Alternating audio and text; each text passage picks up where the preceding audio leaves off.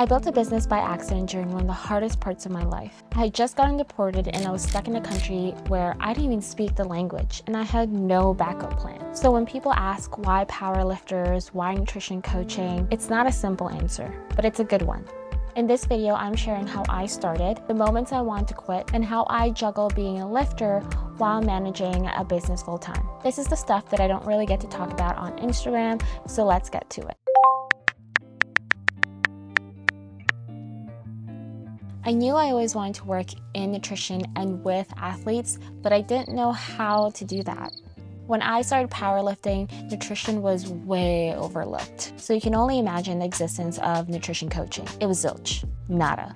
So I decided to work with supplements because it looked like the lowest point of entry into sports nutrition. I get to meet athletes and I get to learn about sports nutrition, and I was so wrong. Then I just got comfortably stuck in that position. Then I got deported and realized I couldn't really work that safe job position anymore in the Philippines because I couldn't speak the language and they required me to speak Tagalog. And I remember seeing stories on Instagram about Mal announcing her new social media program called Sell and Social, which made me think of my sister because she was trying to grow her personal training business through social media.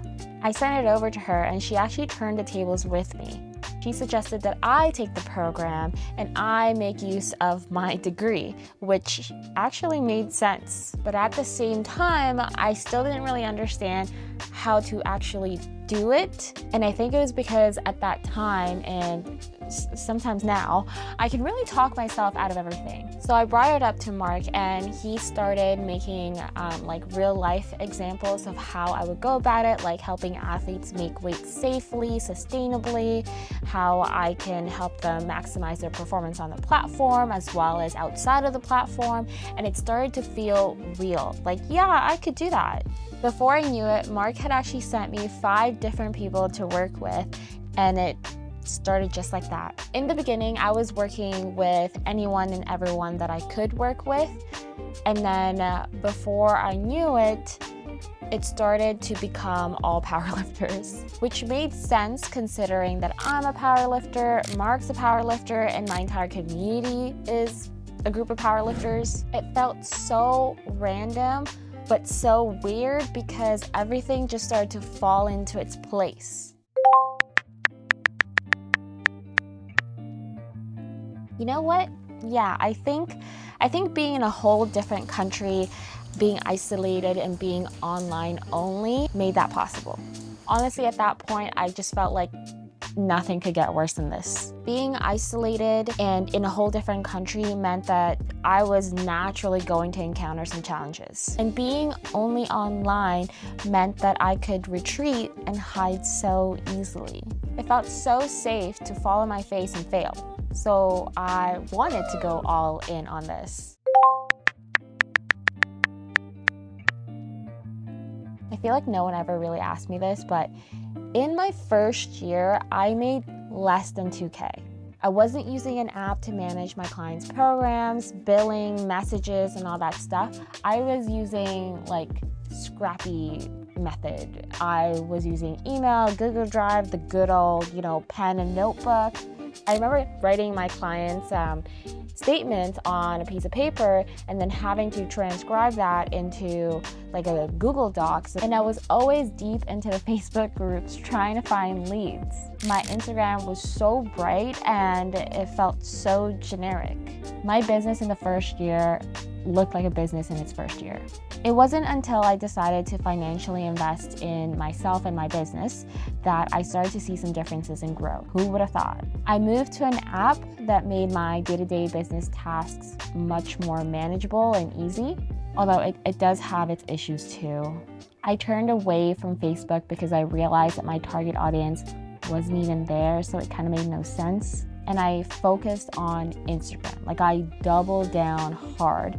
And I watched so many videos on marketing and social media that I decided to change the language on my website to be catered more towards powerlifters on a deeper level, which turns out it did work because I did get some clients from my website saying that, wow, your website really spoke to me. And I was like, yeah, I gotta work with you. If you're nosy like me and love hearing about the behind the scenes stuff, you might want to subscribe. I'll be sharing more of this stuff soon. And I remember my first year back in Canada, I had people come up to me complimenting my business. And I'm someone who doesn't know how to take compliments.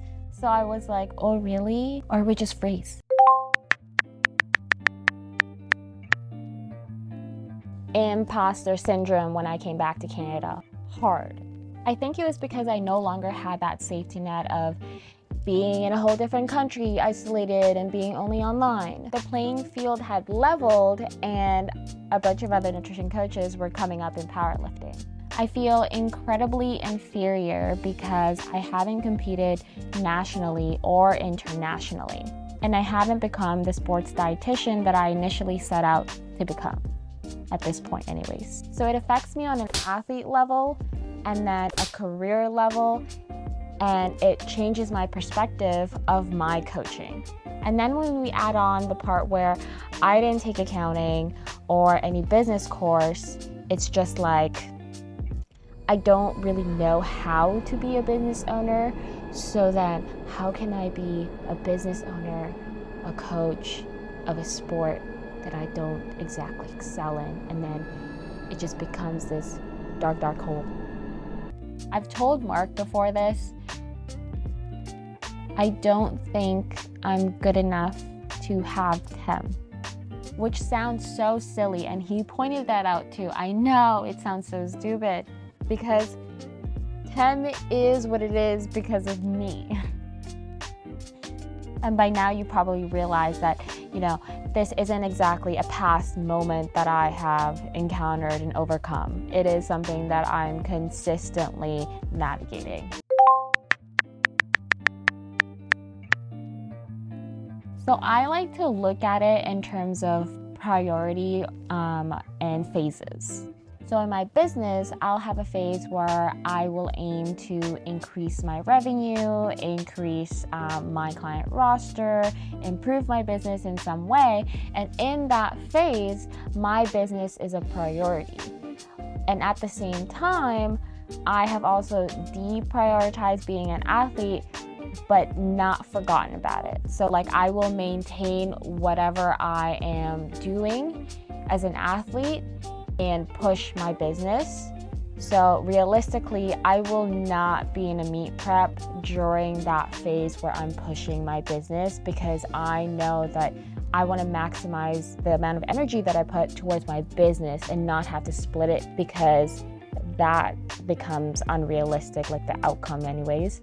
And then it goes the other way around too with being an athlete. When I am in a phase where I'm prioritizing being an athlete, for example, being in a meet prep, I'm going to deprioritize my business, which sounds so bad, but it's not. I'm just maintaining my roster and nurturing my current clients.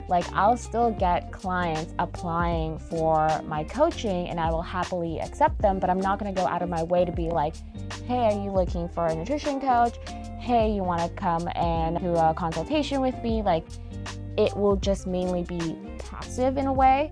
And I'm going to maintain my roster, maintain the trajectory of my business, but push my abilities as an athlete, aka be in a meet prep and compete. Mind you that I don't know if this is the right way or the best way to do this. This is just how I do it. I'm very energy dependent and sensitive to being overwhelmed. Anyways, we'll stop here for now because my brain is pretty much fried, I think. And I'm tired now. If you have any other questions that you'd like me to answer in the next of this series, by all means leave that below in the comments section. But for now, I'll see you in the next video.